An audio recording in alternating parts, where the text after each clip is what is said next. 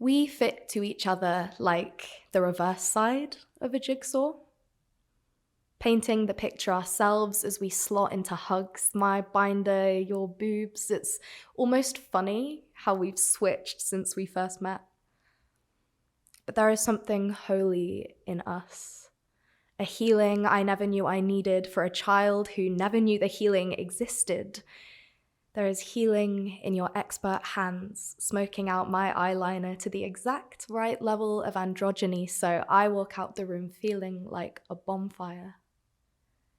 And there is love in our bedroom floor fashion shows. I unpack every dress I own. Light catches in the dusty mirror as your legs in tights reflect behind mine.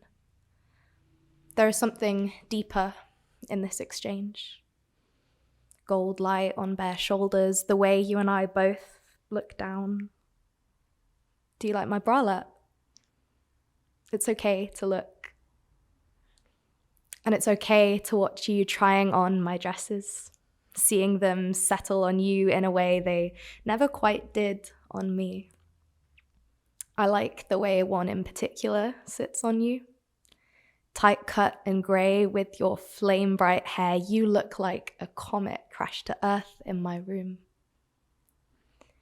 And I used to be so scared of changing in a room full of other girls.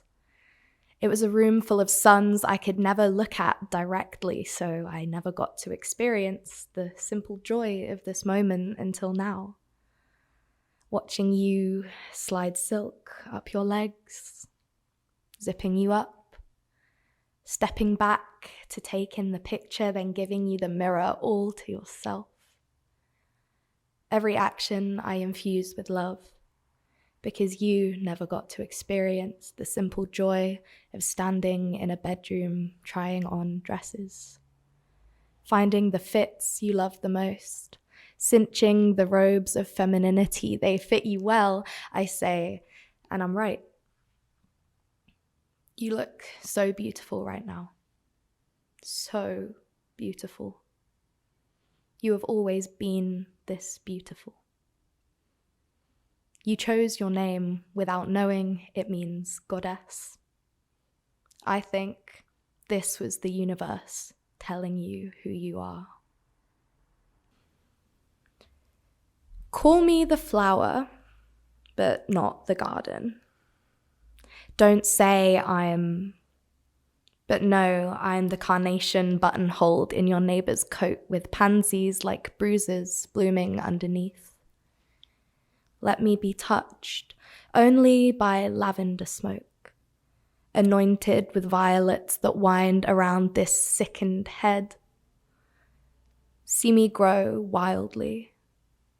Know the sum of my parts, but not the summer sun touching prickled stems of legs, feeding the rootless body that quests for steady ground. No, it is an inarticulate rebellion to stay so stubbornly delicate in the face of human weather. So when they ask you what you are, and only petals are allowed to pass your lips, you don't have to say you're. But know that one day you will walk barefoot into the paradise of an uncontested self. I wear my mother's face gracelessly. I wear my mother's body boyishly. Mother, I am singing to anyone who can stomach me. Mother, I am stomaching the songs you used to sing to me. I listened when you said God's plan had me living. Mother, I asked every tree of every cross, and they said you were the divine. Mother, I am your roots reaching back into the earth, inviting in the silence, asking you to do this with me. I want to believe the twin hearts of the stars beating in my ears explain away my symptoms as a once-in-a-lifetime conjunction of the planets, when my astrology app says, the sky is a mirror. So I lean forward, hot breath, and write my name on it with a lopsided heart. And the next time I misremember my shape, I take my fist and crack my sky down the middle. Watch the shatter pattern instead. It is the brightest meteor shower in a century, and my astrology app says, the moon is an open hand.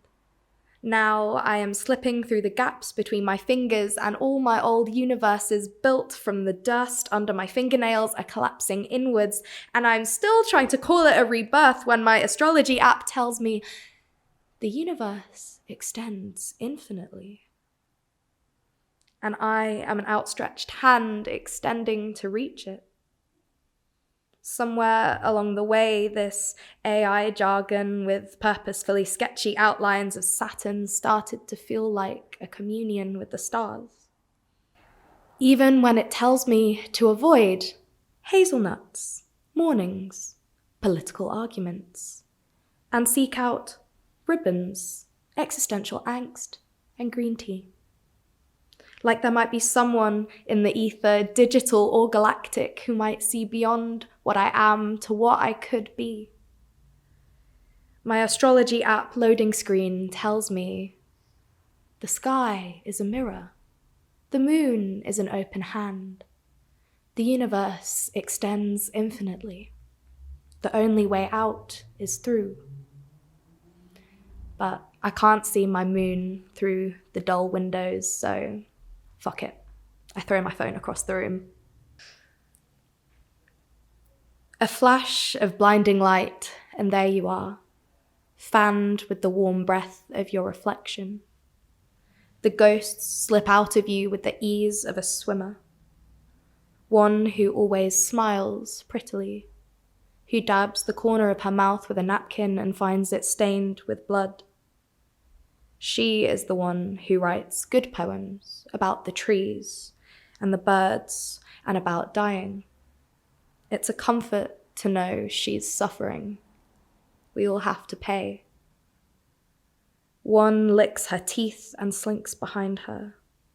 You try not to make eye contact when she whispers the terrible, delicious things she wants to do with the girl you are lucky to be friends with. When she vanishes, her scent lingers. Smoke and vanilla, your friend stops breathing around you when she visits. Then there is one who practices faces before you wear them. Lipsticks and shades of emotion, how to wrap love up in mourning like a sheet to cover unused furniture, unwanted bodies.